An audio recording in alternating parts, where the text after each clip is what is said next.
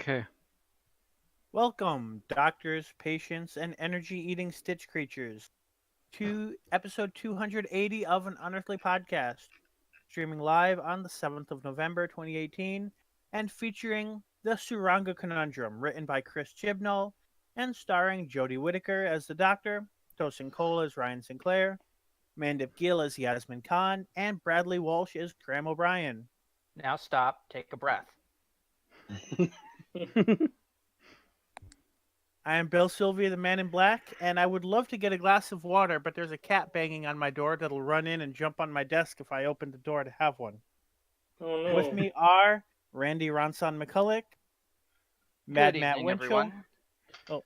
It's barely survived for this week. Yeah, I overlapped your names. Sorry. Thomas Fireheart Hey. and Tim the Enchanter Sheridan. God bless us, everyone. Is everyone's state still in one piece after Election Day? Our state is in a much better place after Election Day. I would agree Yes. to this as well, as far as I'm aware. Mm-hmm. It was no I was gonna coincidence say- that this morning the sun was shining. Oh yeah. We had a massive, huge, edge gubernatorial fight on Tuesday. That it was just like it could have gone either way. And then they found 40,000 votes for my candidate at the last second at about 12:15 Yeah, or 1:15 in the morning. ours was kind of similar in that two of the biggest cities in the state took the longest to count the votes. So I woke up thinking Stefanowski would be governor. And I went to sleep thinking Stefanowski would be governor and woke up to Governor Ned Lamont. No, you see, that's the thing. Whenever you do that and you're actually interested, you got to see where those results are reporting in from. Fair. Because if you notice the urban areas aren't reporting in, you know that most of that is going to go Democrat. Mm-hmm. That's just the general thing, is that urban areas tend to vote blue and the rural Well, areas tend to vote red. That's fair. It was, the entire 4 or 5 hours that I had been following it, they had been the gap was never larger than 2%.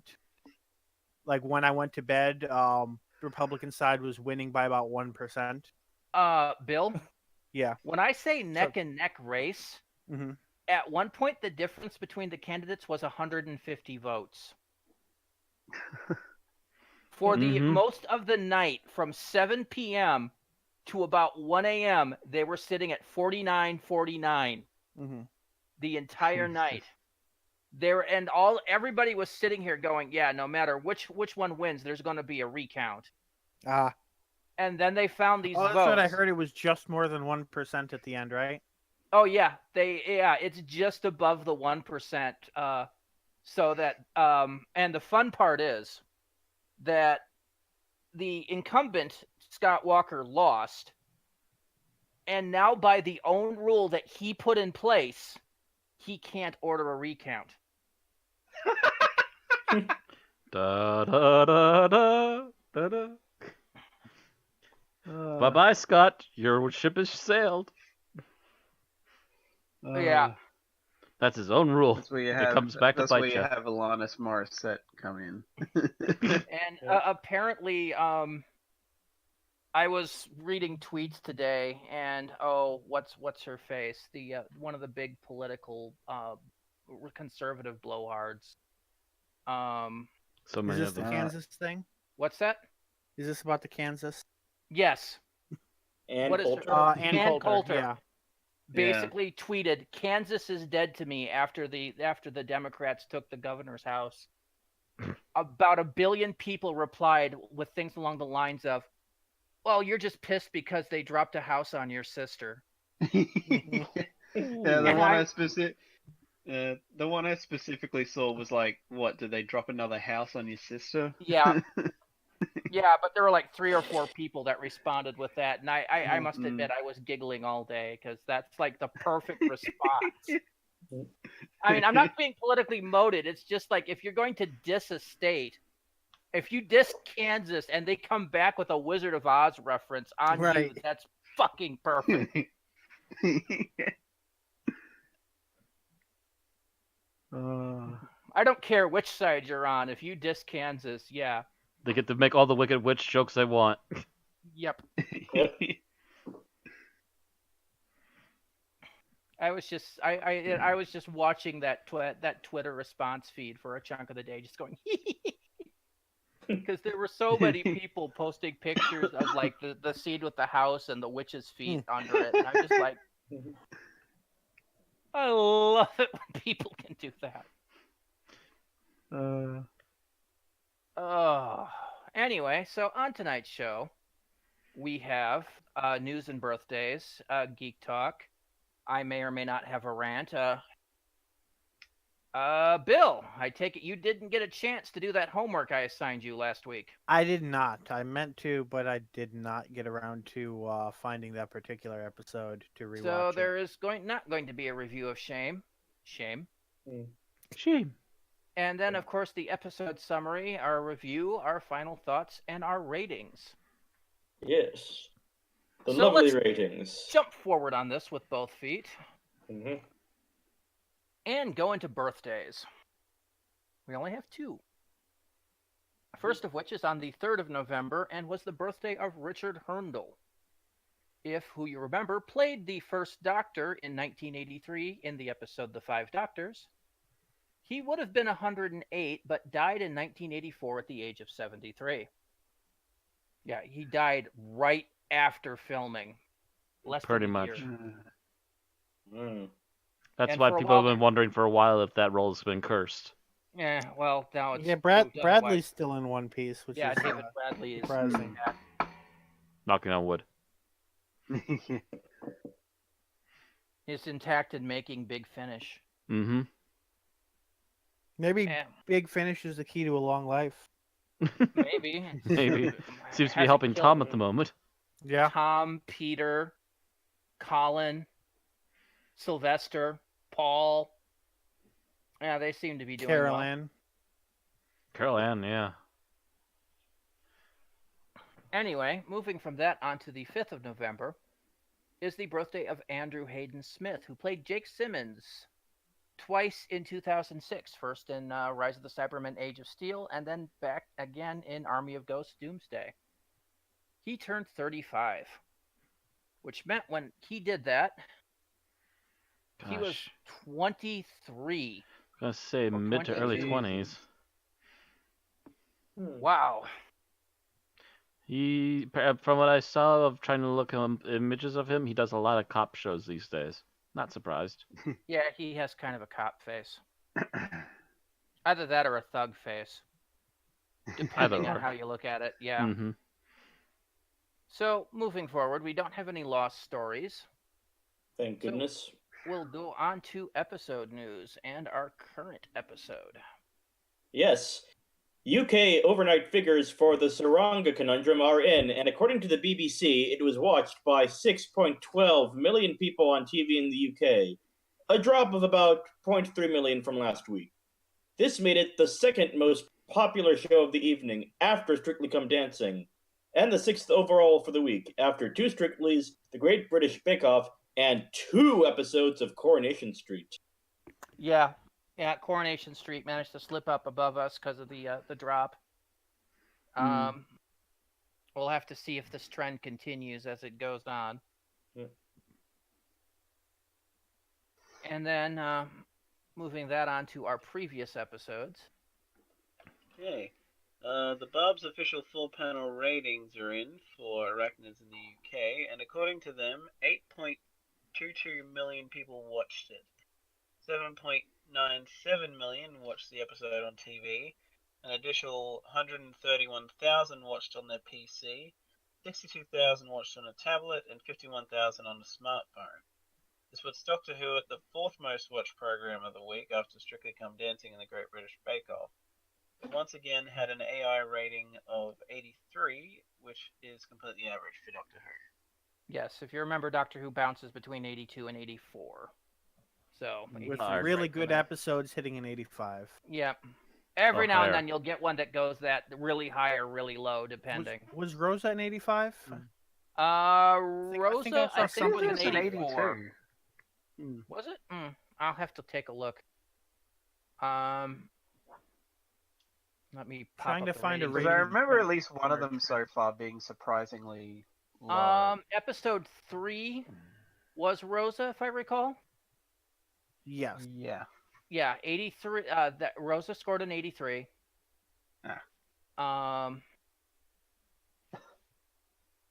Do you have a tracker site, or are you looking at it individually? I have an episode accumulator site. Yeah. So yeah, episode 1 had an 83. Episode 2 had an 82. And then episode 3 had an 83. 4 had an 83. And actually, we actually have the AI rating for episode 5, which I hadn't noticed before, which scored a 79. Ooh. Oh, Wow. Yeah. it's like Sleep No More levels. Yeah. Uh-oh. There we go. I found your site. From Doctor Who TV. Yes. Yep, that's the episode accumulator. It's the one I use to keep track of this kind of stuff if I don't see it in a news post. Dun, dun, dun. That's gonna bring down the mean for the season. Yeah, well, it's about you're not gonna have a completely flawless season. Hmm.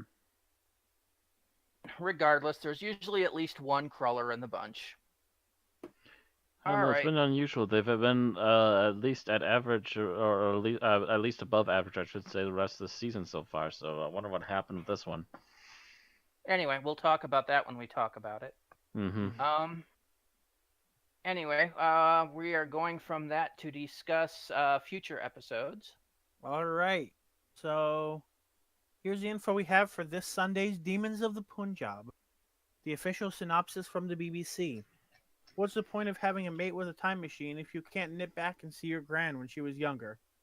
India, 1947. The doctor and her friends arrive in the Punjab as the country is being torn apart. While Yaz attempts to discover her grandmother's hidden history, the doctor discovers demons haunting the land. Who are they and what do they want? Written by Vinay Patel, directed by Jamie Childs, and we have a bunch of photos from the BBC and BBC America. Yeah, a lot of it's the BBC ones are mostly from the trailer, but then there's some additional ones from BBC America. You notice they only credit another writer when it's an ethnic episode? Yeah, every other time it's so far, yeah. just Chris Chibnall. Mm-hmm. Although I'm betting if the ratings are coming back low for the Tsuranga Conundrum, I'm wondering if he's regretting not passing that one off to somebody else. Who's the writer on this one? Was it Vinay Patel? Mm-hmm. So yeah, it's an ethnic episode about India written by an Indian person, right? Or a Pakistani person. That's considering the era that it takes place. This is just before Pakistan was formed, or while it's in the process of being formed. Yeah, I think it's all technically England at the year that this takes place, if I'm not mistaken. Well, yeah, it's all technically India, but it's British India. And it's the point where the rest of the world is telling Britain, "Hey, give it up. Yeah. Give up your colonies. Come on." Yep. We've had a world war. Let's all be Don't nice need to be now. doing this. Yeah, we've had a war over empires. The age is done. Give it up. Knock it off. All right, but only if we can keep the Falklands. Yeah, no one cares. Go ahead.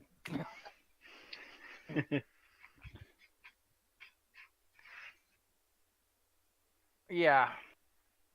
And I must thank Eddie Izzard, I think, for most of that.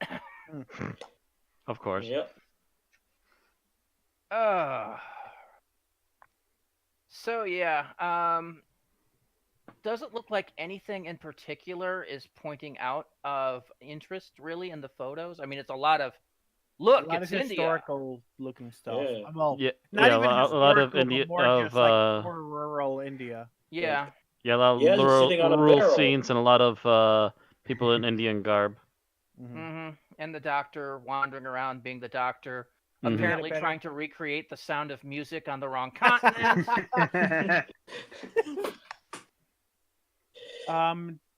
We don't get a better photo of the demons. Yeah, we just Now get I'm a shoulder imagining shot. a Bollywood version of Sound of Music. That shoulder is particularly reminiscent of course, names always fail me when I want to use them, but Death Note. Oh, you mean Read. the demon thing? Yeah, I was trying to remember the name of his. See, I see species, that, but- and I'm like, this looks like a Warcraft or Diablo shoulder pad. And yeah, that's the thing. It's a shoulder. It's any similarity is going to be gone once we actually see the proper photo. But it's just that's what stood out to me when I saw it. I still, every time I go past that photo, I just see the Doctor going up, going, the hills are alive with the sound of India. Yeah, I mean, this is Doctor Who. She might just use that line. yeah, she might. But yeah, other than that, a lot of it is, I mean, I could get the same thing by going to the Travel Channel and doing a special on India or Pakistan. Mm-hmm. I am kind of wondering if the demons are in any way going to be related to the locale that they used in terms of folklore or religious beliefs, or if it's just going to be a generic alien. Yeah, we don't know. I mean, we don't have enough information yet to find out. Right. I'm willing to just bet it's just gonna be freaking aliens again. Mhm. If it's even that, might be even a time traveler. Which, yeah, another guy. We've had a surprise time traveler already, so Right, it's just another white nationalist being a from piece the of work, future. yeah. As far as we know, it's the same guy. He's just starting over again. Right. We turn around at the end of the season, and there's just a bunch of former villains with red hats. hmm We discover he's made it back to the future and is working with what's his face, the billionaire. Mm-hmm. Oh, And they're both making technology to feed to the big bad aliens. Related to that, I don't think any of the big bads have actually died this season. At best, they've been banished. Mhm. So any of them or all of them could return. some of the monsters have died, but yeah. For like the more human-like villains, what I mean, yeah, like- most like, of them yeah, have survived. The spiders died, but I'm pretty sure that Robertson just got to shoot him and then walk away as the winner. Yep. Supposedly, yeah. He got to go back, get on a plane, and America, fuck yeah. Just like those telepathic cloth things, they died, but the guy who arranged that whole shit storm kind of just got away with no problem. They're the douche. Yeah. The fake douche in a tent, yeah. The hologram. Well, there was really no way they were going to be able to punish that guy. Not Because directly he was a right away, fucking no. hologram. I think I mentioned during that episode that I kind of wish that it had ended with the Doctor taking the two racers into TARDIS to go meet him face to face. But so then they would have been close enough to punish him. Yeah, but at the same time, you know, I wouldn't mind it if they did it occasionally, but we've had such ambiguous endings on like all of the episodes of this season, so I'm kind of like, I hope that the demon leader doesn't just like escape, unless it's an actual like, Guess what? unless it's like a definitive defeat. I'm wondering if that's general orders from Chris Chibnall, because he's like, yeah, we're trying to pepper a new Doctor Who series with new monsters, so they all get away. Right, nobody loses anymore. Moffat, nobody died. Chibnall, nobody loses except the Doctor. That will get annoying really quickly. Let me Yes, tell it you. would. It would not last. It would. Yeah, that the ratings would not stay high. All right, so moving on. No, nobody else has any comments on the photos, right? They're pretty. They're Meh. pretty generic. Yeah. Okay, so we mentioned earlier that a Children in Need special was filmed on August 7th with the Doctor Who cast. We know a little more about it now. The official description from the BBC is as follows. An incredible young girl who's supported by BBC's Children in Need gets the opportunity to visit the Doctor Who film set where she enters TARDIS and meets the entire cast before being surprised by the Doctor herself, Jodie Whittaker. So we're not really getting a story episode. We're more getting the heartwarming, out of character, behind the scenes thing. which is kind of a disappointment because all the previous Children in Need stuff were either like clips from upcoming episodes or specialty bits that they did for it. The closest I guess this would come to this is the the fourth wall breaking one that they did with John Barrowman. I think around the third or fourth series. When they obviously had no idea what they were going to do for it. Where you're seeing Captain Jack facing an alien in the TARDIS, and then later on David Tennant walks in, and you find out that it's actually just John Barrowman and a friend goofing off. I prefer that over the ones where it's just here's some footage that you're going to see anyway. Well, like I like when they do something original for it, even if it's not. Well, you got to remember the first Children in Need special was them showing the bit between the point that Tennant regenerated. Yeah, and that was original footage, but it might have been a deleted scene. We don't really know, but yeah, it was more. I don't think we know. It was more like an extended scene that didn't make the cut. Right. And then the following one, I think, was Time Crash, which was entirely original footage. No, there was one in the middle, I think. But that might have just been a Titanic preview. It might have been, but no, Titanic was the same. Well, it's Time Crash. Yep. I can't remember if there was one for that second series, but yeah. Then we had Time Crash, and then I think we had the one with Captain Jack. And then most of the ones since then have just been previews of the Christmas special. Yeah, usually. Because I think anything that they made with extra footage was released as webisodes, because that was Moffat's thing. Mm-hmm. So, still, the BBC Children in Need 2008 will air Friday, November 16th from 7:30 to 10 p.m., and the Doctor Who bit will be somewhere in there. We don't know where. And if you happen to miss it, it will then immediately start airing again until 12:30. Okay. So moving on to Series 11 general news. Yes. The BBC has released the titles and synopsis for episodes 7 and 8 ahead of episode 6. What is this world coming to? Here's the information. It means, before episode 6 airs, they finally release the 7 and 8 knowledge. Okay, yep. So go ahead. Episode 7 is simply called Kerblam! Here's the synopsis. Delivery for the Doctor! A mysterious message arrives in a package addressed to the Doctor, leading her, Graham, and Ryan to investigate the warehouse moon orbiting Kandoka, and the home of the galaxy's largest retailer, Kerblam! Guest starring Julie Hermanshog, Esmondhog, and Lee Mack. Written by Pete McTeague and directed by Jennifer Parrott. If it doesn't turn out to be a toy manufacturer, I'm actually going to be slightly disappointed. Yeah. With Action League now, action figures. Episode 8 is The Witchfinders. Action League now, Kerblam. Prometheus and Bob. Yeah, I know that. Yep. Mm-hmm. I know you guys know that. Episode 8 is The Witchfinders, which we had initially thought was episode 4, and later episode 9. Here's the synopsis. The Doctor, Ryan, Graham, and Yaz arrive in 17th century Lancashire and become embroiled in a witch trial run by the local landowner. As fear stalks the land, the arrival of King James I only serves to intensify the witch hunt. But is there something even more dangerous at work? Can the Doctor and friends keep the people of Balehurst Crag safe from all the forces that are massing in the land?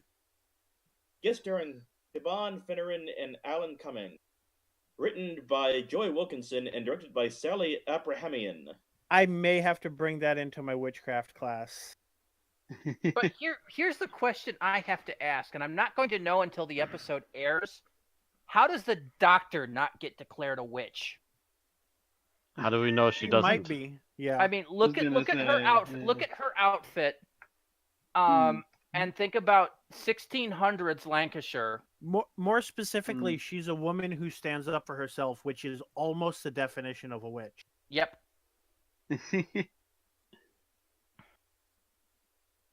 Yeah, I'm wondering. When does that So this air? might be the first time in a historical one that we actually have to deal with the fact that it's like, oh, I can't get away with everything because I'm not a dude this time. I'm hoping they freaking deal with that, because if it's just waved, hey, look, it's the Doctor, and she gets her way. This is something I would almost love for it to be a pure historical, but that second paragraph makes it seem like it'll be a regular quasi. But this is one episode that could be a pure historical and would still be entertaining enough. Yeah, I'm interested, because you don't hear anything really about an alien. And if it turns out there's not an alien, I'll actually be surprised and happy. It says something even more dangerous at work. That sounds like an alien to me. Yeah. Plus King James I, alien. It's chameleon. That's all it is. Would not deny it. Okay, it's actually the end of Thanksgiving weekend, so. Yeah. Actually, that's very 1600s witch hunt. That might be entirely accidental, but that's very timely considering everything. And considering where arachnids in the UK was, their pure creep factor episode was Halloween. Mm-hmm. I wouldn't be surprised if it's not a coincidence. BBC, I know they don't have Thanksgiving in England. BBC doing a Halloween special intentionally is more common than doing an American Thanksgiving special intentionally. You got to remember who co-produces Doctor Who. Fair. Is BBC America. So, like, yeah, you're doing this for this. You know, we have a holiday here in America called Thanksgiving. So, yeah, if you wanted to do a historical piece, and, you know, I could see children going, yeah, I think I got one. I mean, it's not as obvious as, you know, it's that they showed up on frickin' Plymouth Rock, but... Right. Yeah, but the sentiment is still there.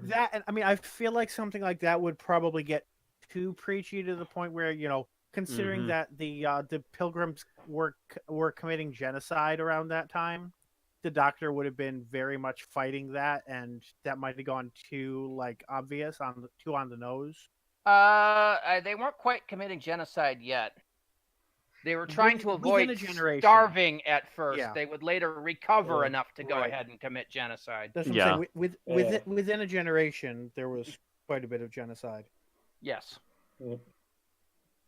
Some would say that continued on for the next couple of centuries. This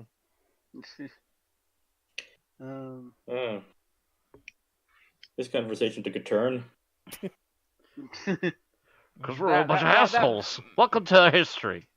That would be another great one. The Doctor winds up in 19th century America and accidentally winds up dealing with the 7th Cavalry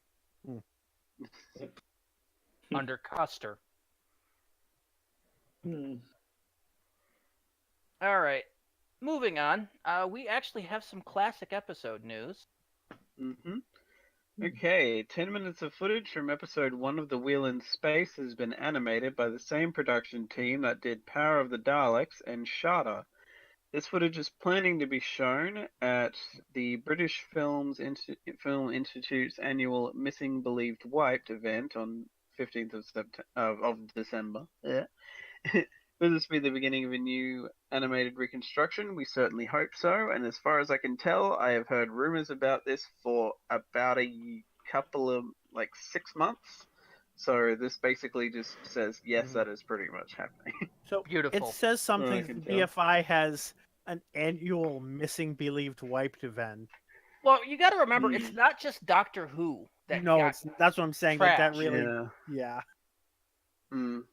There were we probably dozens of shows that got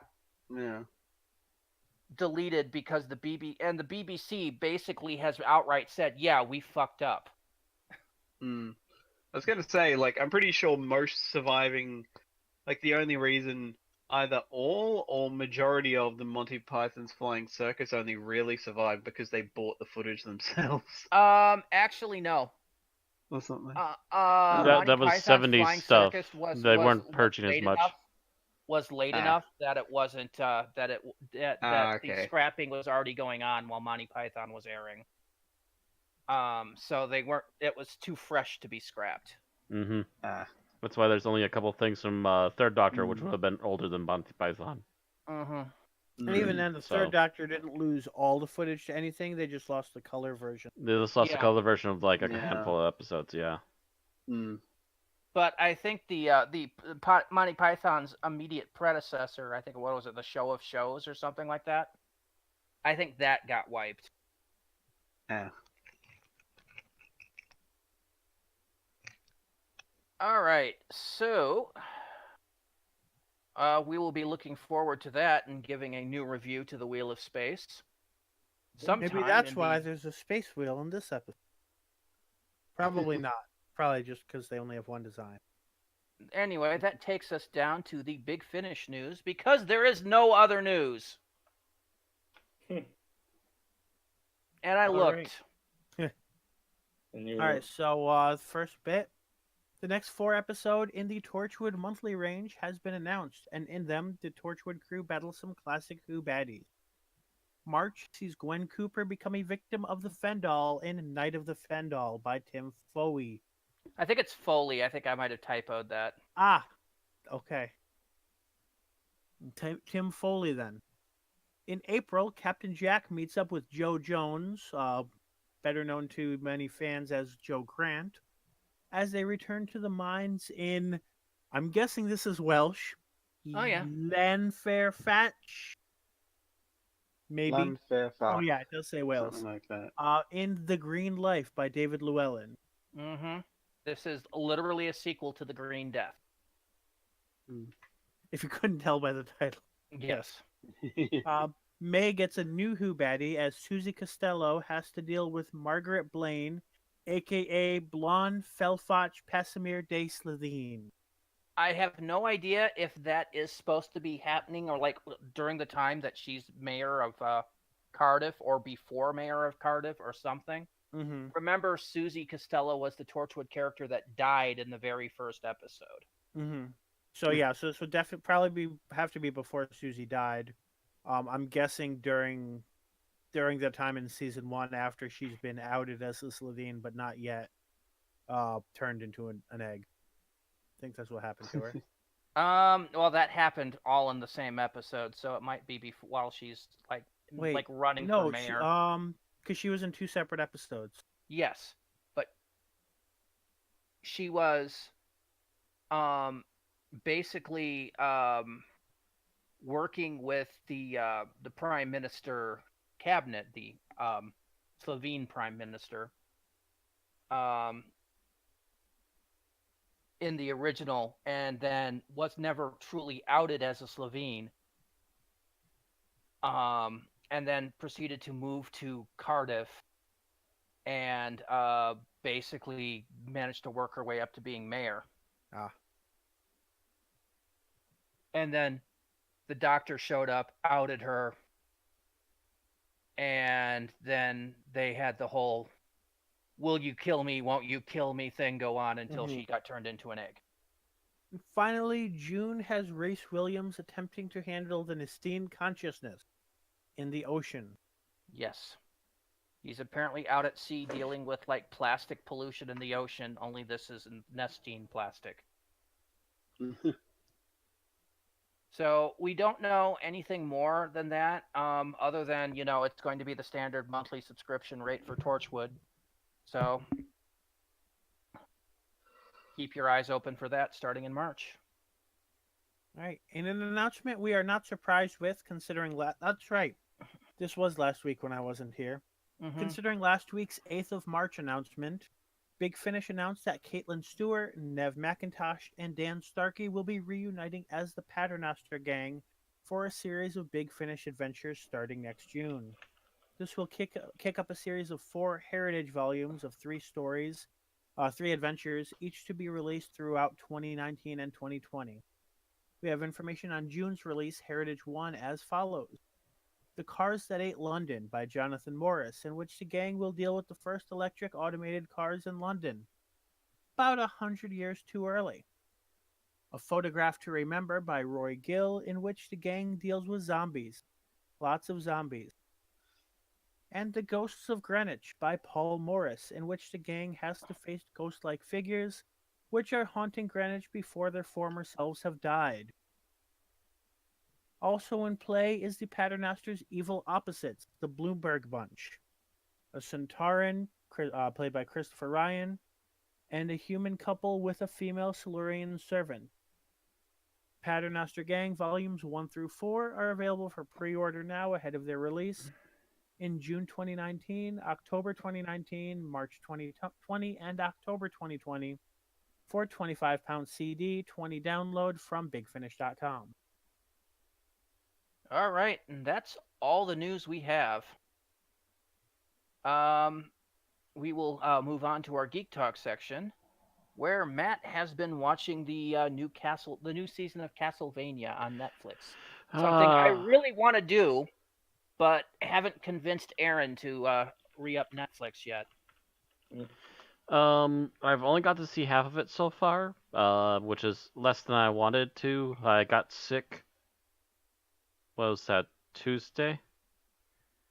Yeah, I was sick Tuesday, and I had to spend most of my day in bed, but I managed to at least get to half of it today. I'm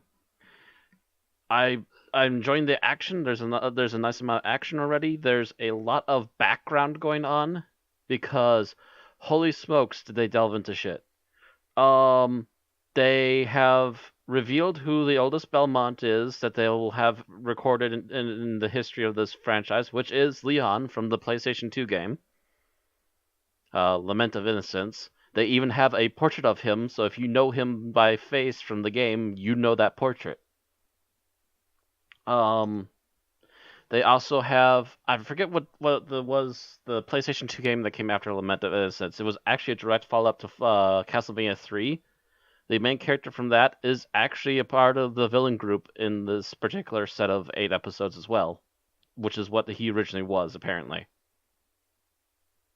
So he's in there. Some of the characters involved with that particular part of that particular game are also there, which means that Dracula has vampire generals, and they're still running about. They're essentially it seems what they're doing so far is they're randomly popping in and out of the general area that Dracula wants revenge with, and they're using the castle, and he's using the device in the castle to send it wherever he randomly wants to go to seek out vengeance. Meanwhile, Belmont and the rest of his current crew have sent themselves off to his family home and uncovered the basement to his estate, which is massive. They have artifacts that reference both previous weapons as well as previous monsters in the franchise. And Alucard, not Alucard, sorry. Trevor finally finds the. You're not really supposed to spoiler the entire episodes, Matt. Well, yeah. I guess I'll just say he finds something that's very important that I've been kind of wondering about. But there's a lot of ensuing stuff. They've added a lot of background stuff into this even more as they continue to push things. But it's little things that, if you know enough of the franchise throughout, you'll get the references very easily. Like I said, there's a little mention of Leon, and if you watch carefully, you'll see a portrait. There's a device that looks like the saving item for Alucard for Symphony of the Night, but I'm not going to mention what it does. And there's a couple other interesting oddities and things there if you're paying attention really closely. So we'll see how the last half of this goes, because I got to see the first 4 out of 8 episodes so far. All right. Bill, you were trying to catch up with the CW. Yep. So I basically binged the first 4 episodes of season 2 of Black Lightning at once. Season 5 is probably out by now, but that's another matter. And it's largely dealing with the fallout from season 1, partially issues related to Jefferson's having a secret identity and Black Lightning being places where the principal should have also been, as well as the whole green light epidemic causing a new group of metas called green light babies and some issues with that. A lot of subplots going on, considering that every member of the family has its own has their own story happening. Um, I will say, unfortunately, I feel like a lot of it is just not as compelling as a lot of similar shows going on, and a lot of that is some of the stuff is the latest season of Daredevil kind of beat them to the punch. Um, Otherwise, it's just not as strong a show as a lot of the other superhero shows going on. It's still good and it's still groundbreaking because Luke Cage can't do all of the black superhero work, but I tend to find myself like bored or like paying attention to other things more when I'm watching Black Lightning than a lot of the other superhero shows going on. I will say that Jennifer, the youngest daughter's subplot, is the most interesting one as she's trying to kind of come to grips with her new powers that she kind of can't control, as well as the social isolation and kind of the repercussions of her parents trying to help her deal with that in ways that just causes conflict between them. But even that gets a little soap opera y in the fact that they keep making the same mistakes and causing the same conflicts over and over, which kind of feels like a lot of the character interaction in that series seems to be along that path where they just have the same conflicts over and over again. So if you enjoyed season one, maybe check out season two, but it's not a great jumping on point. It's a weaker entry compared to a lot of the other superhero shows I've been watching. It's still running independently of the rest of the CW shows, right? Yes, it is. So I know that they basically said it's AU in the sense that other CW characters may be mentioned or make cameos, but assume unless told otherwise that it's separate from the other shows. So like if Green Arrow shows up, basically consider it a a different universe as Green Arrow and not the one in the actual Arrow show. Mm-hmm. I don't think anything like that has happened. I think at most, like someone's been mentioned in a news report. I don't think we've seen that sort of crossover yet because they're kind of saving that for the future. It may happen later this season. I have no idea. All right. I was just curious. Mm-hmm. And then you watched the new Sabrina. I watched the first 2.5 episodes of that, and I've got to say I'm really liking it. I think I alluded earlier to the fact that I'm taking a history of witchcraft in New England class this semester, and a lot of what I saw in the first episode of Sabrina was very related to the historical interpretation of witches. And because this is a conversation I had with someone earlier today, I just want to clarify this has nothing to do with either modern or ancient depictions, versions of not ancient, but modern or past versions of people who actually call themselves witches, various pagan groups and the like. This is entirely about the mythological Christian version of witches, which evidence says pretty much never existed and was entirely fabricated by the courts and by other people making accusations. That was totally based on the irrational fears of the village, most of the rural or exceedingly Puritan folk of the ages. I mean, and well, a lot of those myths were like the main tome on like what a witch is that kind of defined that idea for generations was actually created by Catholics. Puritans definitely ran with it in Salem and other places just because of the atmosphere at the time. But it definitely the ideas were around before the Puritans existed. Oh yeah, I didn't say they created it, but I said that it was ingrained into their their fear minds. So something went wrong. They're like, it must be a witch. But it was like they're almost an instinctive response. Right. But there were a lot of references, like there was signing your name in Satan's book. The version of Satan they use is directly out of witchcraft text that from the early modern period. And then you get other references, like they make a school club with the initials spelling out Wicca, and it's basically a feminist group. And of the 2.5 episodes I've seen so far, I really like it. It would definitely does not replace the original Sabrina. It's pretty much an entirely different show. Uh, it's definitely darker and has more of a conflict. It's not a sitcom. It has, it's more of a serialized plot the way that shows coming out nowadays are. Yeah, and it's probably more Mm. of a drama. Mhm. Um, Yeah, it's 'cause that's what Riverdale was. yeah. So it is to horror what a CW like what Arrow is to well, Arrow isn't to sci-fi, but Arrow's sort of a pseudo sci-fi. yeah. It You don't Sabrina see is rich people riding around in green outfits shooting Yeah. at people with bows and Sabrina arrows. Sabrina is to horror what the Flash is to sci-fi, I guess. Yeah. But does she have a talking cat? So, okay, I'll mention this. It's not really a spoiler because you kind of realize this early on. So, she has a familiar named Salem who can talk but not much. Whereas the whole idea of the family member who's on house arrest, and is I don't at least they so far haven't said what his crime yet. But that whole shtick that was Salem in the original is now a person who is a cousin of Sabrina. Oh. I'm not sure why he's black. I'm not sure why the only person who's on house arrest is also the only black character, but maybe maybe there's a reason for that other than Wonky not paying attention that'll be explored later on in the series. I don't. It kind of stands out because I think he's been the only black witch yet in the show, so I kind of noticed that. But Maybe it's them trying to make a statement and then failing at that statement though too. So possibly. mm.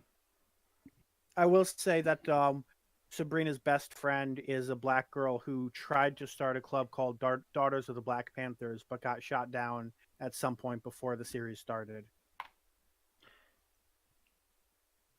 So yeah, I've been enjoying it so far. So if you're interested in the shows I described, and if you're interested in history of that sort, I'd say give it a try. All right. So I guess that's it for the Geek Talk, huh? I suppose. think Yeah, we so. got a little bit of time. I think we started a little bit late. Yeah, we did. We started about 25 after. So we've got a bit of time. I'm going to I don't know try if to Thomas make this. was going to talk about his thing or not. Well, to be honest, since I can only be here until 4 my time, I'm probably just gonna not just Okay. just so we can speed things up a bit. All right. Okay, In the maybe interest next of that, I'll skip myself talking about the DMV, only to state that I swear to God that technology at the DMV has gone back 10 years. I used to be able to get my ID the same day I was there, and now I have to wait a week for it to come in the mail. That's been a thing for a while now.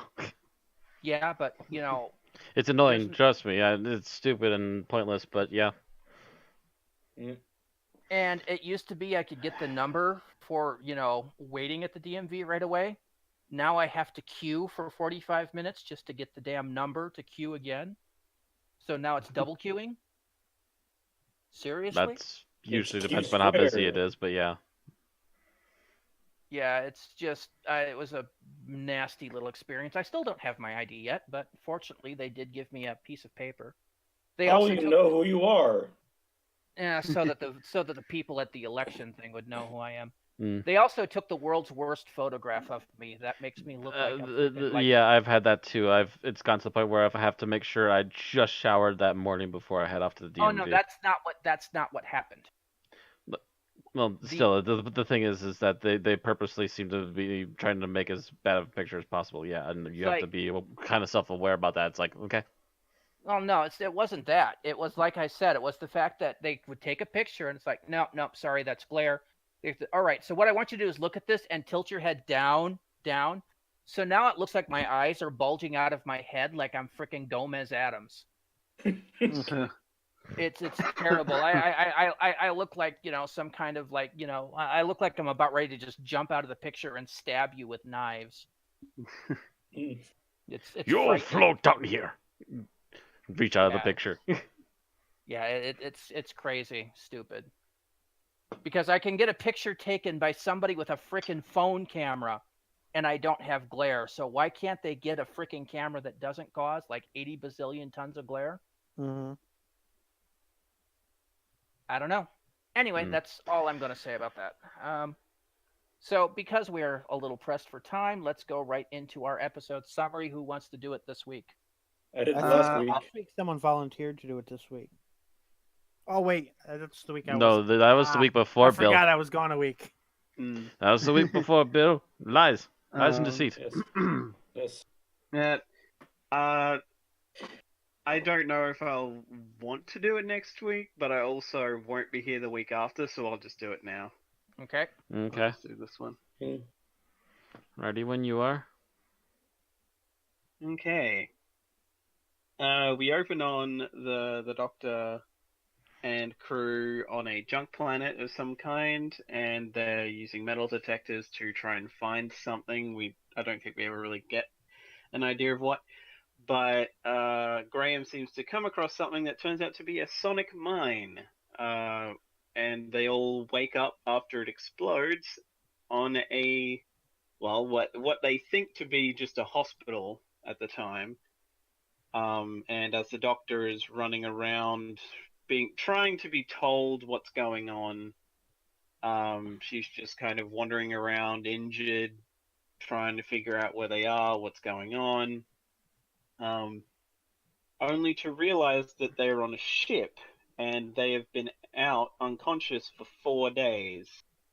So they are 4 days away from the planet where the TARDIS is. Unless the TARDIS is on the ship, we never really get that clarified. Anyway, and very quickly, everything seems to be going fine until we realize that something has hit the ship. And whatever it is manages to, after the Doctor and this, I can't even remember his name, but the medic, separate and go in different directions, and he, like an idiot, goes into a pod that's opened and gets locked in because it was faulty, and all of the pods get ejected and all blow up. Astos. With Astos, that's it, yeah. So he is our red shirt, and from there oh god, I'm gonna try and remember now. The Doctor gets everyone together and explains what's going on, the fact that Astos died, and that they have to try and figure out how to deal with this little thing that they've encountered, which they find out is called a pating, which they might have found out earlier. And that they have to just generally try and contain it and try to make sure it doesn't take out the ship before they can get rid of it. Or at least that they can hold it off until they get to where they need to go. But they also find out that they can't really do much with the ship itself, because if they tamper with anything, the ship will be blown up remotely. They're split up because a man that is pregnant is because this is convenient. His water decides to break. It's fluids or something. I forget how specifically they worded it. I think they said internal fluids. Yeah, internal fluids break, and so the only medic left is now distracted by that, and Graham and Ryan go off with him as well. And an android and Yaz are left in the engine room, the antimatter engine, with the antimatter engine, because they assume that the Pating is going to go after that. And they are given some essentially phases and a medical thing that she can throw over it to not have to directly touch the Pating if she gets it, which they end up using when the Pating tries to get at it, and she manages to kick it away. Meanwhile, the Doctor and the Cicero's. Both basically both go back to where the piloting stuff is. And eventually the brother is able to rig together a piloting system so the sister can actually try to redirect them out of where they're going to get on a quicker path. But she has a heart condition called has a condition called pilot's heart, which basically means that she has a heart attack or just kind of some massive thing in her chest or something like that. She's gone. And eventually that does happen. She holds out for a while, but the turbulence and everything of the ship just eventually gets to her, and the brother has to take over. Meanwhile, they've managed to. The doctor realizes as he's setting all this up that it wants energy. The Pating wants energy. It's not just going to eat the entire ship. What it wants is power. So she realizes that the only way for the company to remotely detonate the ship is for there to be a bomb implanted on the ship. She manages to find it, trigger it, and because of Yaz, puts the timer down to under a minute, and it's cuts very close before the Pating finally manages to get to it, and and it eats the bomb, and now that its hunger is satiated, they're able to eject it with no worries that it will try to come back. Meanwhile, the man is given birth. Before, Ryan and Yaz were having a talk about his mum's death and his dad and stuff, which I kind of glossed over. But yeah, they managed to get to where they were going safely, and they have kind of a little funeral service for the sister who died, seemingly. And that pretty much ends the episode. 6 minutes 41 seconds. There's probably stuff I know I left out, but I was like, oh, screw it. I didn't want to and ah for several minutes. All right, Trying to so figure out exactly what it is. let's talk about what we liked about the episode overall. And Matt, you are first. I first draw again. I think I Yeah, liked about the dice episode. really like you. Funny. Could like me in tabletop games more often. I'll actually go with the visual effects on this one. The antimatter drive, the monster this week, the Pating. Yep. And a couple other things they were doing in this episode. Really good effects this week. They kept the things to a minimal, but did a really good job with them. Well, part of that's probably because they didn't, other than making the spaceship set, they didn't need a lot of extra set footage. Yeah. They, because all of this was located on the ship, so they really needed the command room, the hospital room, and then mostly corridors. Other than that first scene. Like I said, they kept things to a minimum, and I think that also helps too, because then there's less hodgepodging going around trying to just make all the effects. Probably the most advanced effect they had to do was the Pating itself for several scenes. Meanwhile, the antimatter drive, which I don't think they ever showed up close like that before, was a really interesting thing to see. Yeah, I'm gonna have to relook at that because I'm thinking I may have mentally glossed on that scene. I really there's a lot to like about that scene as far as I was concerned. But anyways, that was just my thoughts on that. So our overall thing, the visuals were very good. All right. Thomas? It's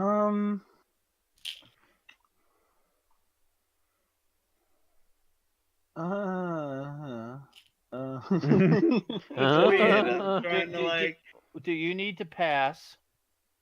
God, I guess you know what? I'm gonna go with something that didn't actually occur to me until I was watching Peruvians, where they brought up the fact that nothing goes wrong with the android. That's rare. Yeah, it doesn't try to kill everybody. Nothing goes wrong. It's like you would typically think in this scenario, oh yeah, something's gonna happen, or the way some dialogue goes, I thought they were talking that was like something like, "Ooh, the android's doing something shifty." It's like, nope. The android for once does not. In related news, Ridley Scott gives this episode 2 thumbs down. So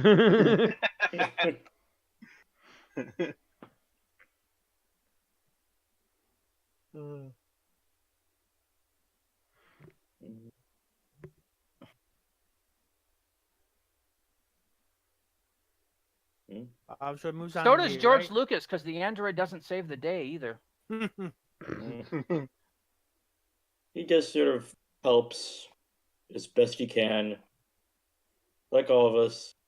That's the most we can do. Androids are people too, people. Please think of the androids. So I think that brings it to me, and I guess I'm going to go with the relationship between the brother and sister. I think it's fairly realistic, and that they work on the issue and kind of I think they resolve their differences. At the very end. Maybe a little cliche, but I think it's handled pretty well. All right, Tim. I really liked the art direction in this episode, like the look of the ship, both internal and external, as well as the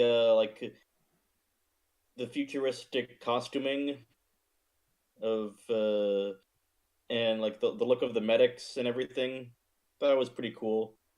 I could see a definite influence of both Star Wars and Star Trek. Sort of like which made me think it's sort of like a circle of influence, because Doctor Who came first. Then, yeah, they're influencing each other all the time. Well, sci-fi frequently cribs from each other. I mean, cribs from each other, and then gives each other pointers of where they can improve. They'll either crib from each other or give each other little shout-outs. Yeah. You just need an episode directed by J.J. Abrams. It'll be nothing but lens flares. I mean, the Borg was essentially the Cybermen made modification, and then Doctor Who then proceeded to take the Borg and add some of their distinctiveness to the Cybermen, while cribbing from Iron Man at the same time. Yeah. Because it's like, let's give the Cybermen nanoprobes. Yeah, fuck you. Then they're like, that's not scary enough, so let's go zombie apocalypse route. Yeah. But yeah, it's sci-fi frequently cribs from each other. Little known fact is that on the big cutaway display of the Enterprise D, one of their cargo holds had a TARDIS in it. Yeah. I think I heard about that one. There was also a rubber duck somewhere in there. And one of the display panels, I think on the engineering bridge control, had a system set up for the infinite improbability drive.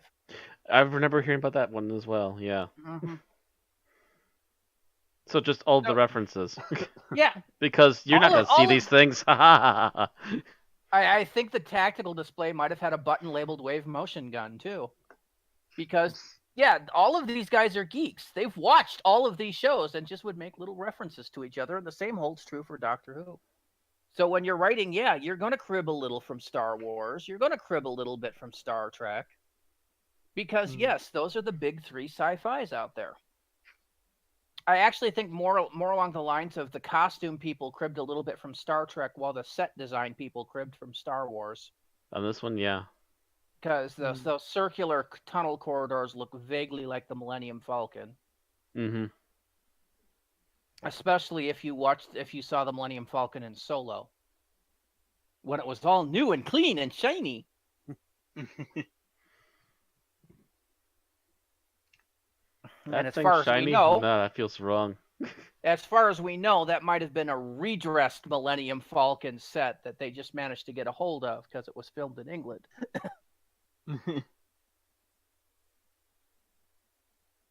We don't know. We know that used to happen in the old days.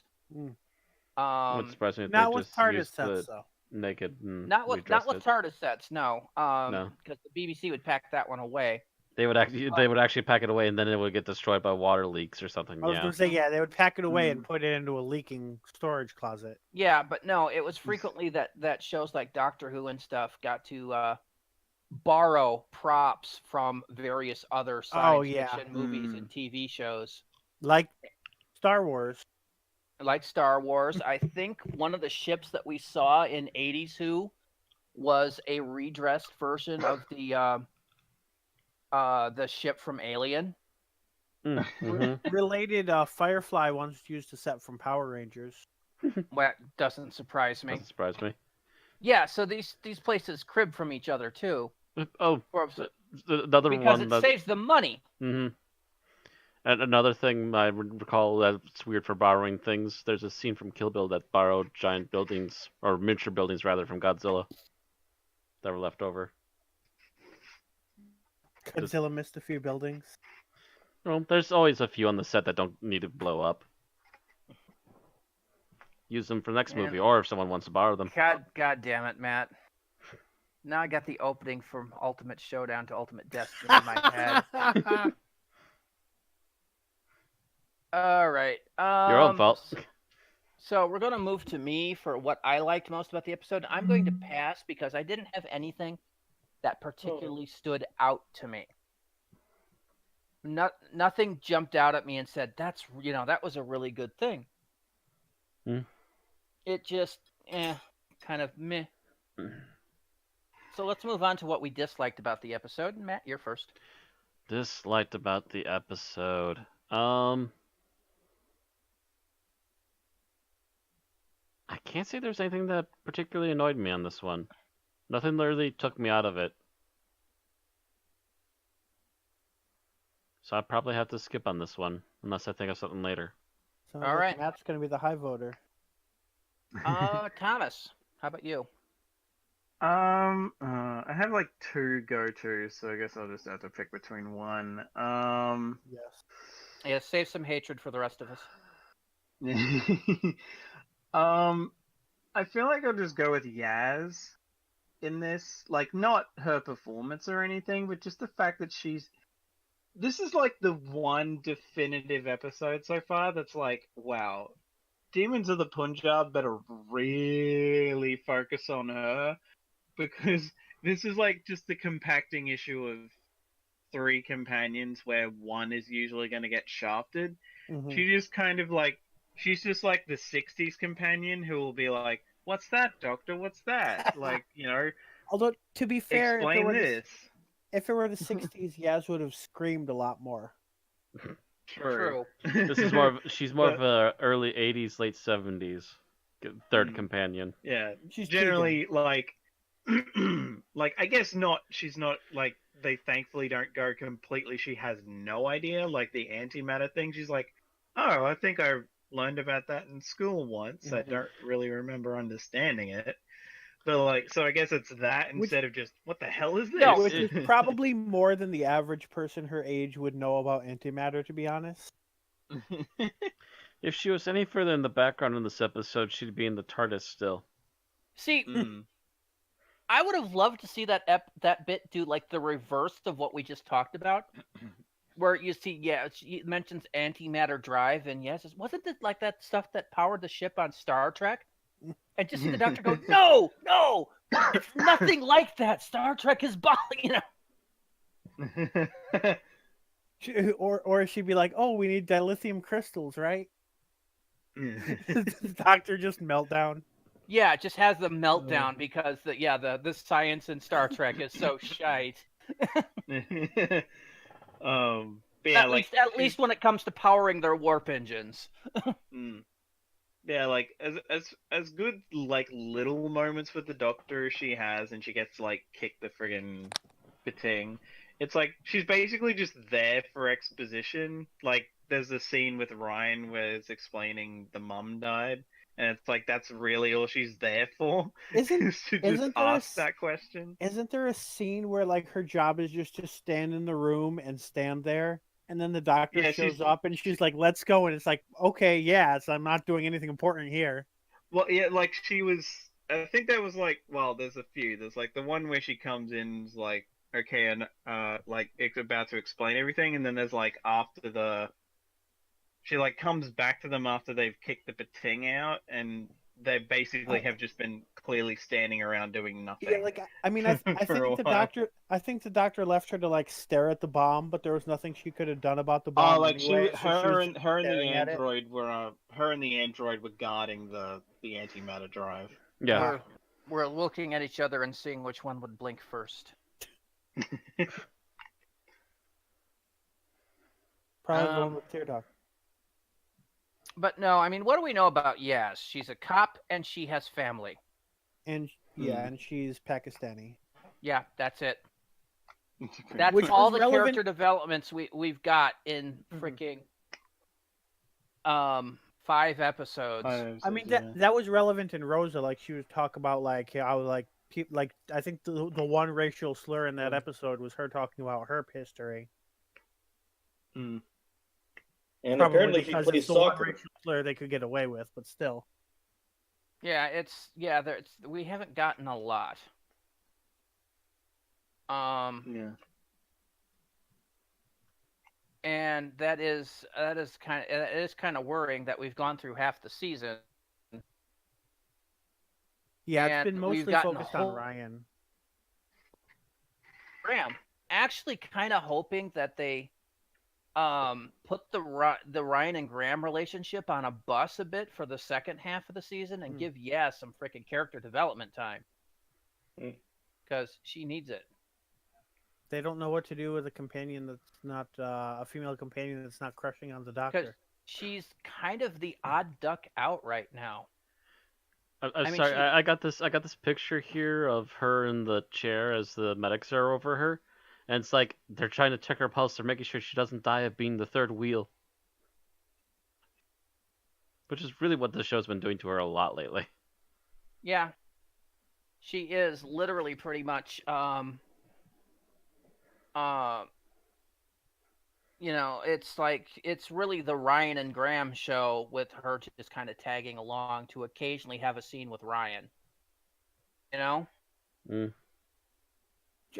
mean, I still think the alternates, like I said, in Rosa, I feel like she was pretty relevant, more so than Graham in many ways. But the other episodes haven't necessarily done great for her. No, even the episode that should have been her centric, which was Arachnids in the UK, because it was about her family. The entire bit that we got on her character development was she's got family, and they're a bit weird. That was it. Yeah, her sister apparently wants to bang Ryan. Right.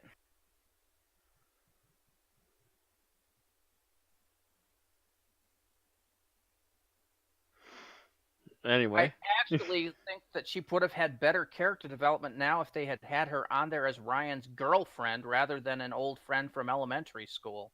just about. I've been wondering if they're leading that direction for the end of the season. I've been wondering that myself, but I tend to ship things, so that would not help. So does television in general, so you wouldn't be far off.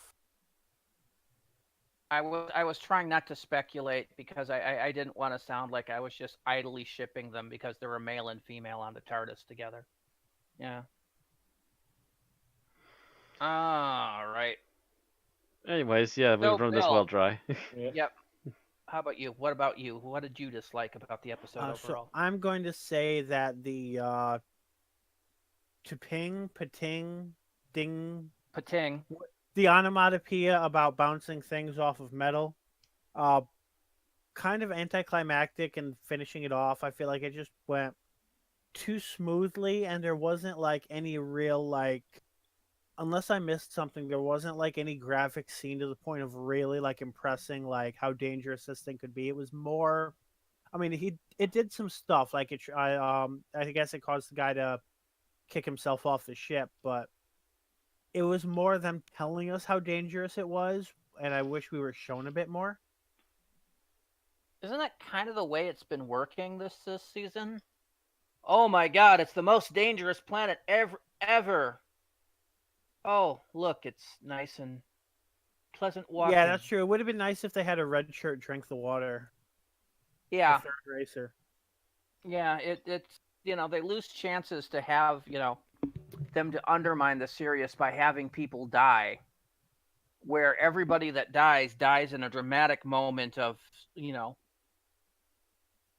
that instead of just the oh my god, people are dead. What happened to the hundreds of unit soldiers that died during the 70s?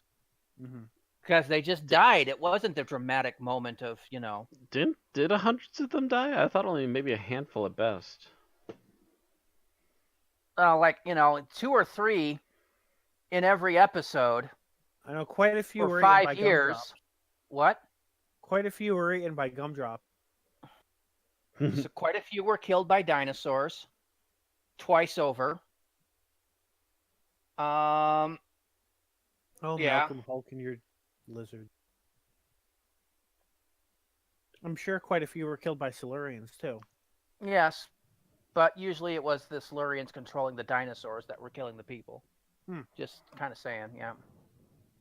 That's why the dinosaurs twice over. And a few were killed by the Master. Or by people being influenced by the Master. Or by plastic. Or by aliens the Master had made a deal with. Yes. I mean, the list goes on. And it eventually adds up. Then you get, into the 80s, and you got even more unit people dying in a few odd episodes here and there. Because I'm pretty sure Morgaine killed a few in Battlefield. I'm sure there's at least 3 digits in unit casualties over the course of the run of Doctor Who. Anyway, we're getting sidetracked. Very far sidetracked. You're getting real rambly tonight. I'm tired. He was countering your point. Yeah, your fault, Matt.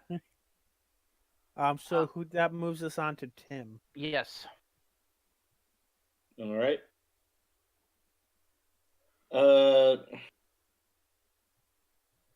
This is just a nitpick, but I thought they were going to go someplace with the Doctor's injury, how she's always running around holding onto her side. I thought like there was going to be like some new revelation about Time Lady anatomy that would tie into like how they stopped the Pating, but it didn't really go anywhere. So like, I mean, there's nothing wrong with that, but it was just really a vehicle to debilitate her a little bit for the first half of the episode. I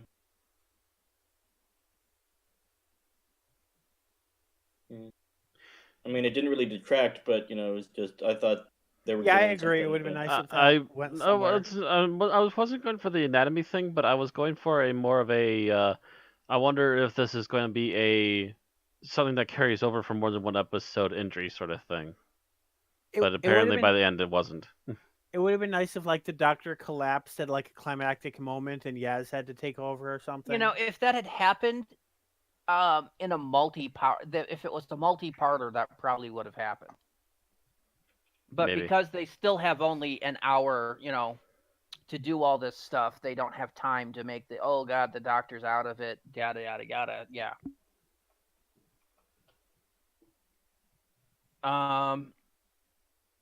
So yeah.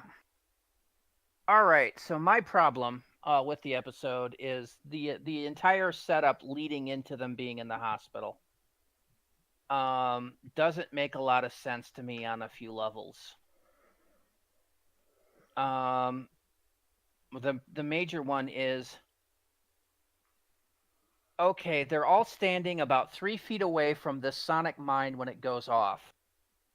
One, how are they still alive? Two, how would a hospital ship get there fast enough to keep them alive if they has to travel for days to get there back and forth? It just doesn't make a lot of sense to me. I've got one to add to that. That's related to the staying alive point. How were they able to unscramble their vital organs if they hadn't yet figured out what species they are and what would kill them? Yeah, there's a lot of hand waving in the first 10 minutes of the episode. It's like, yeah, we just passed you under our magic machine. We don't understand it either. Yeah. It's related to the sonic screwdriver. We just beamed you up out. We just suddenly warped into space, beamed you up, and gave you all potions of healing. There you go. Sorry, doctor, you had more hit points than our D6 potion, so you're going to be out of it for a bit. You know, I mean, that's kind of what it felt like. Mm-hmm. Because Ryan, Graham, and Yaz are fine. I mean, pretty much the entire episode they got healed. They're fine. Mm-hmm. I'm like sitting here going, watching, I'm them standing like idiots around this mine going, run, you fools. Well, I think the whole point is that the doctor realized the timer was so low that they wouldn't have got away or something like that. Especially in a junk pile like that, they wouldn't have been able to move very quickly. Even a couple of seconds might have, saved them a bit of damage. Instead, they're standing clustered around this mine. Plus, I think it's also the doctor was kind of like frozen in fear. That, and also the fact that the thing kept slowly beeping faster and faster. Hello?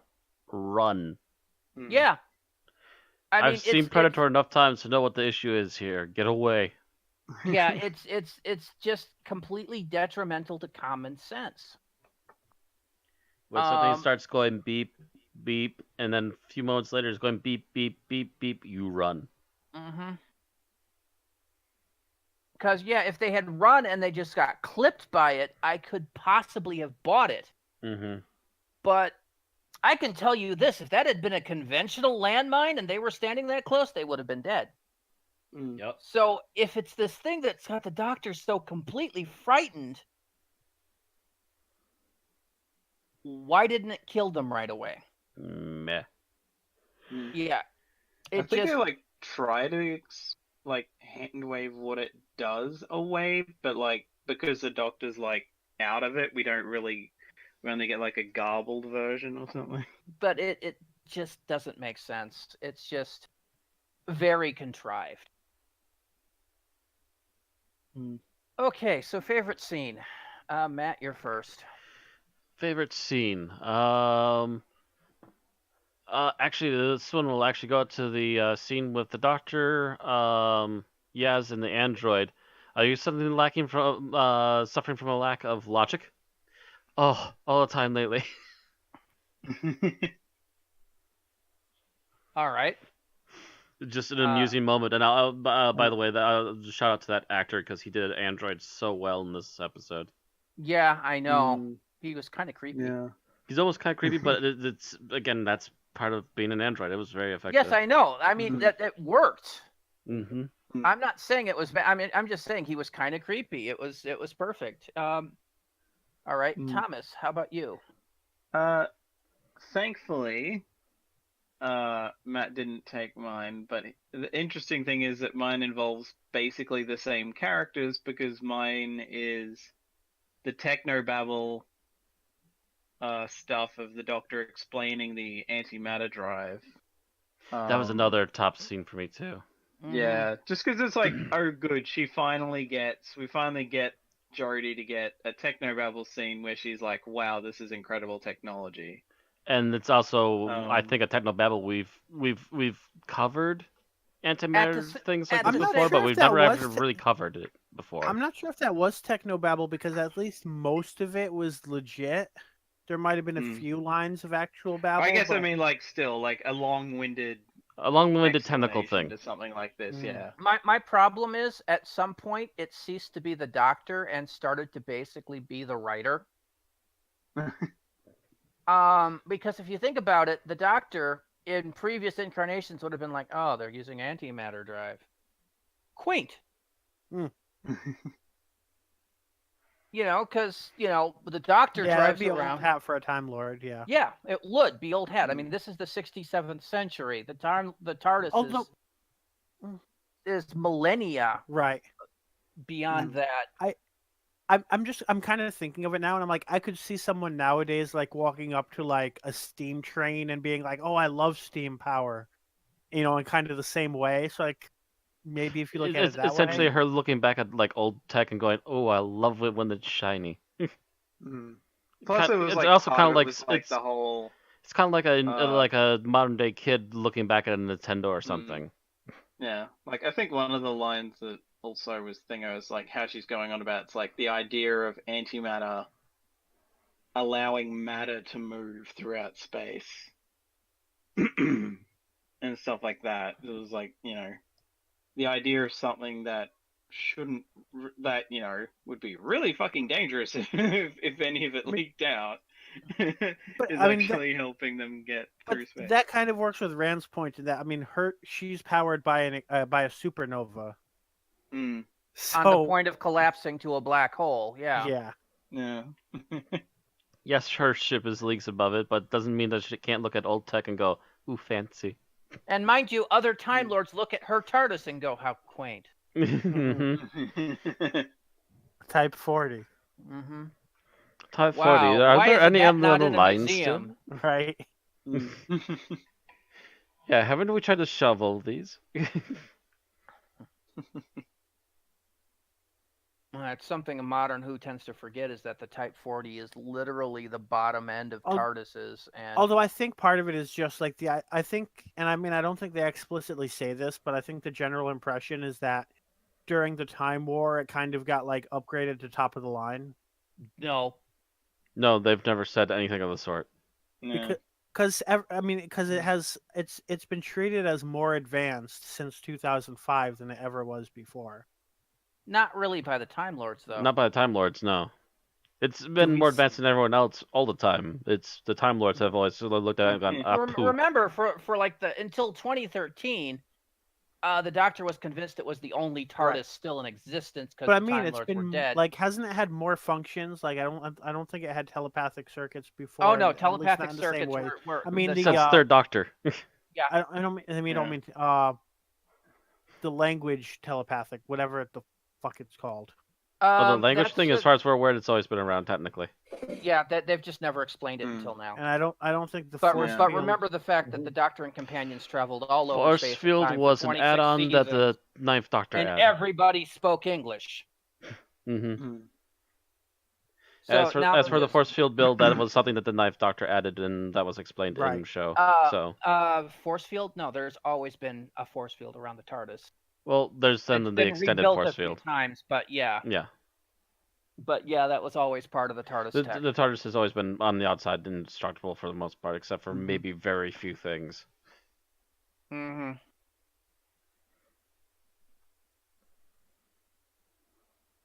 Anyway, we got sidetracked again there. Where were we? Yeah. Was this best scenes? So I think we just did Thomas. Yep. So it's Bill. Did you get your best scene, Bill? No. So I almost skipped this, but I think I'm going to go with the scene with the reveal of the pilot's heart. I think that one was pretty well acted and kind of, was a good point in that particular conflict. Yeah, but we're always kind of wondering what's up with this, because that was a build mystery they were quickly starting to build on. Yeah, they were asking about that, and then as she reveals it, the brother walks into the room and everything. Mm-hmm. That's a good scene. Tim. Yep. I like the pick a number between 1 and 100. 51. Oh, great number. The number of Federalist papers made by Alexander Hamilton. I love that show. I've seen all 900 casts. Of course, that'd be her favorite. Yes, it's like, I love the callback. It's like, it's too soon. You should have picked a higher number. Don't blame me. You picked 51. All right, I think my favorite scene then would be the brother and sister saying basically their goodbyes to each other. That was a bit of an emotional scene. All right, least favorite scene and why, Matt? Ooh, I've actually been holding on to this one. So it literally took the Doctor until the last quarter of the episode to suddenly realize the creature's after energy. Yeah, I figured that out about three I figured minutes after we got introduced to it. basically, yeah. It's like, really? Really? I'm sorry, Doctor, were you busy? Busy being injured, maybe. Mm-hmm. But it would have been nice of course, I'm slow, yeah. Because, yeah, I figured it out a lot earlier than them. Yeah, I thought it was pretty basic and clear that it's after something that will feed it a lot of energy. Yeah, it was- Obviously, that's why it keeps. That's why they keep going for the big antimatter thing in every ship every time. Duh. Mhm. Mm. But no, I don't know. Maybe it's just me. All right, Thomas, how about you? Your least favorite scene?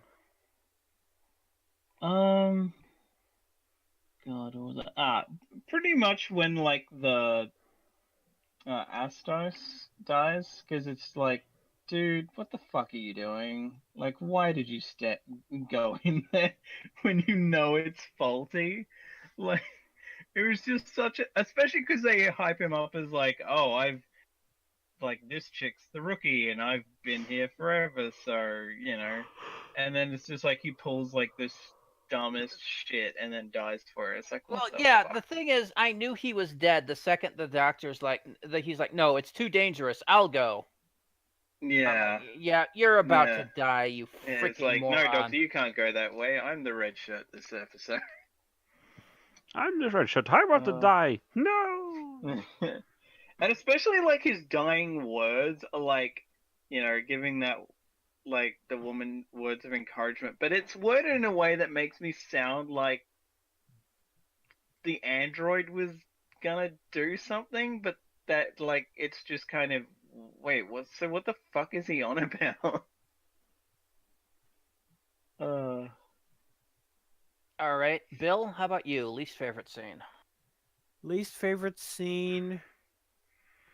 I'm gonna go with the onomatopoeia monster floating off after swallowing the bomb and just I'm waiting for like something climactic to happen and nothing really does and they shut the door and it floats away and we never hear from it again. And I was like, really?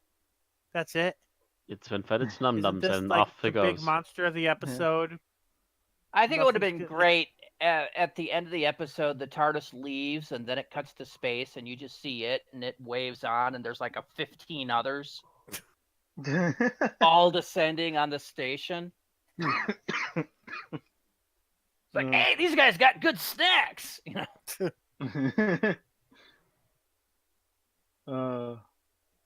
That would have been an interesting way of dealing with it. Wait, that's right. How did they get back to the TARDIS?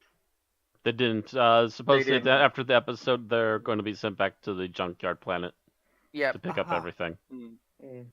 Yeah. Which again, I thought again the stupidity of So the magic. pretty hand wavy. The hand waving, not necessarily magic. It's literally just them going, "Oh, that's right. You need to go back and get your things. So as soon as you're done giving your input on what hell happened, we'll send you back." Considering the Doctor was terrified for half the episode that leaving the TARDIS in a junk heap that people come for salvage might be a bad idea. That should have been the next episode, is recovering the TARDIS from whoever took it from the salvage heap. Yeah, it's this episode doesn't make a lot of sense. Yeah. All right, Tim, how about you? Your least favorite scene? Bill took mine, so I'll pass. Ah, great, putting it on me. Because it's just that the idea is that yes, that will keep him Phil for a while. Yes, and then what? I think my least favorite scene is I'll name him Avocado. Avocado pear. I'm like, seriously? Seriously? That's the joke you're making. You mean the history texts are wrong? The Yeah, great it was. hero, Avocado. Yeah, I'm just like, no. Mm. Yeah, I don't know. Guardians of I the thought Galaxy that did it joke. better. I thought that joke just fell flat to me. It was Mhm. just kind of. Mm. Not to Like mention, not that mention the whole man giving birth bit before has been done It's been and done so more much that Arnold humorous Schwarzenegger did it. and has been the done friggin' more. kids TV show from Australia did it. The Orville did it. Red Dwarf did it. With Red triplets, wasn't Dwarf. it? What? With no, it was twins. No, it was Lister got pregnant. Yeah, with twins. Was it twins? Yep. Mm. One of them died in an explosion. The other one got sent back to his mother. Yep. Because it turns out he was like actually his own father or something like that who did it before Futurama. Later on, he did that. Yeah. Yeah. Yeah. There's His first two sons were Jim and Begsley, named after Jim Begsley Speed. Mm-hmm. Yeah, there's a lot of weird stuff with Red Dwarf, but they did it first and they did it funnier. Yeah. Anyway, that's my thoughts. So we will go to our final thoughts. Matt, you're first. Overall, I like most of this episode, but there are definitely some faults in logic and/or plot here. Otherwise, some of the character moments in particular stand out pretty well, and the effects otherwise are really good too. It's just sadly the patchwork that didn't hold up.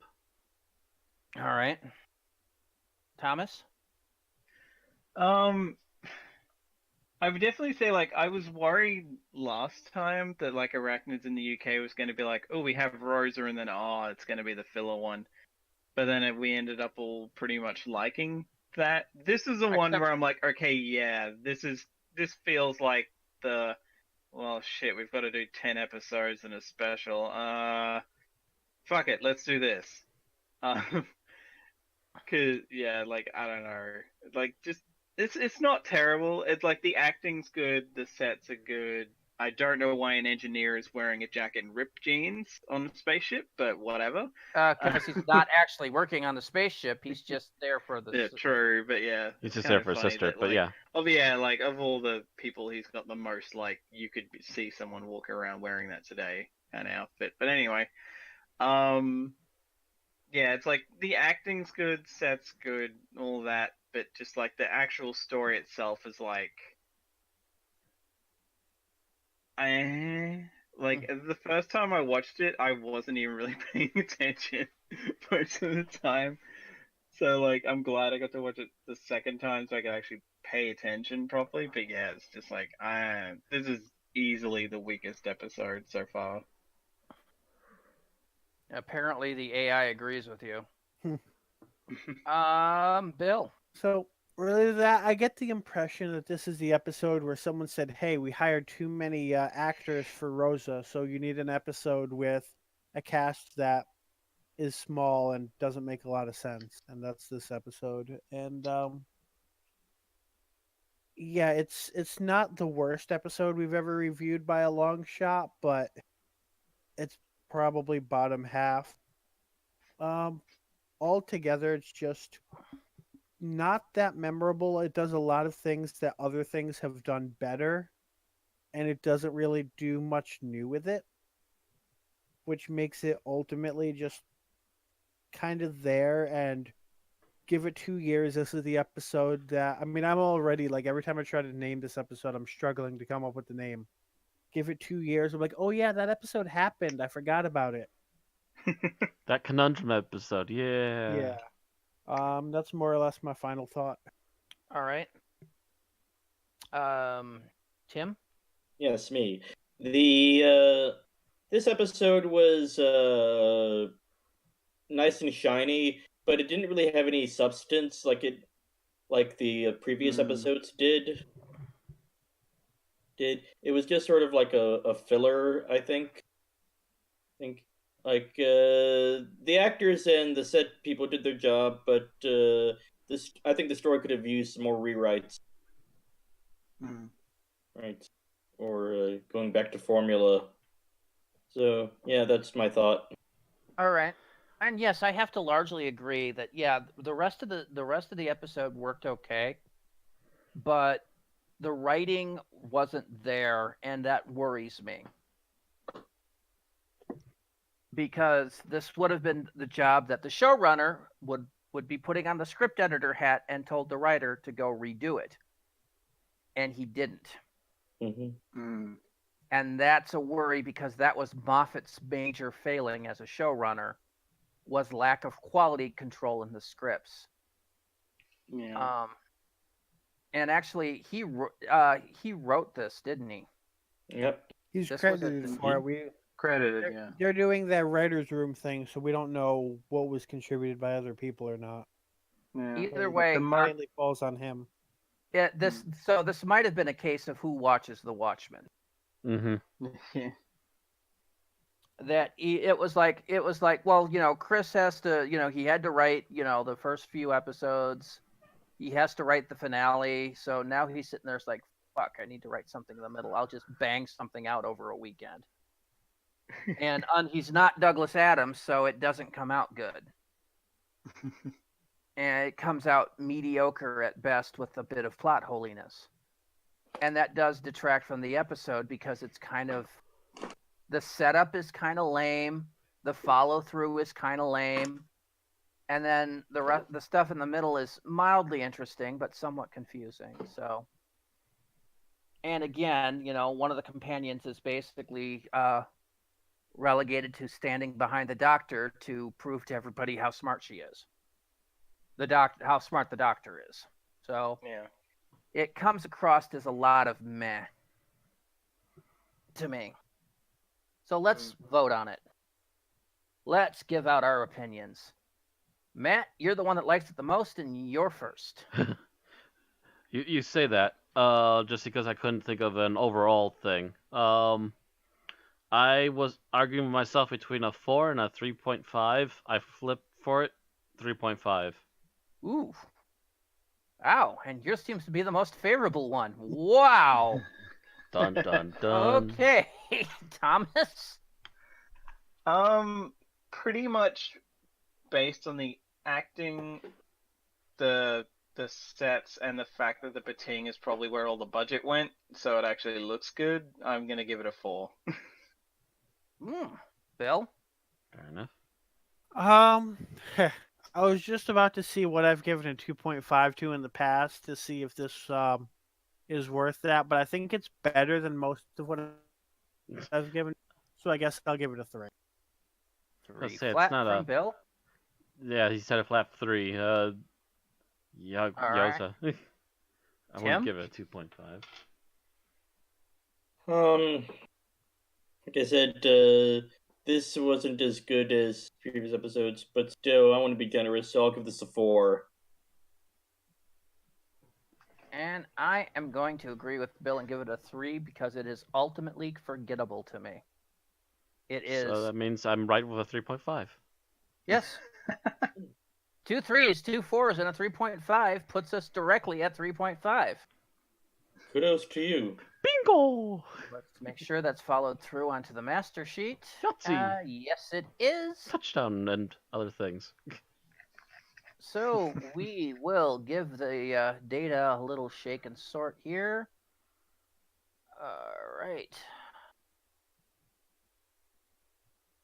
And with a 3.5, the Tsuranga Conundrum, comes out at number 182 out of 268 things reviewed. Ooh. It is on par with a lot of things, but in particular, A Town Called Mercy, Mark of the Rani, The Beloved Devil, Twice Upon a Time, The Christmas Invasion, The Similarity Engine, The Time Machine, Death Steel, City of Death, The Savages, Eaters of Light, Planet of the Dead, Jubilee, Conundrum, or Jubilee, and the Tsuranga Conundrum. Okay, there we go. And it is better than The Long Game, The Five Doctors, The Bloodless Soldier, Doctor Who and the Daleks, Terra Firma, Trail of the White Worm, The Mythmakers, Androids of Terra, etc. And it is not as good as Class Detained, The Doctor, the Widow, the Wardrobe, Dust Breeding, The Woman Who Lived, Tomb of the Cybermen, Full Circle, Resurrection of the Daleks, etc. I'd agree about that. 182 out of 268. That's all we have to say about the Tsuranga Conundrum. All right. Don't forget to follow us on Twitch and subscribe to us on YouTube so you can keep getting our new updates. You can also like us on Facebook and follow us on Twitter.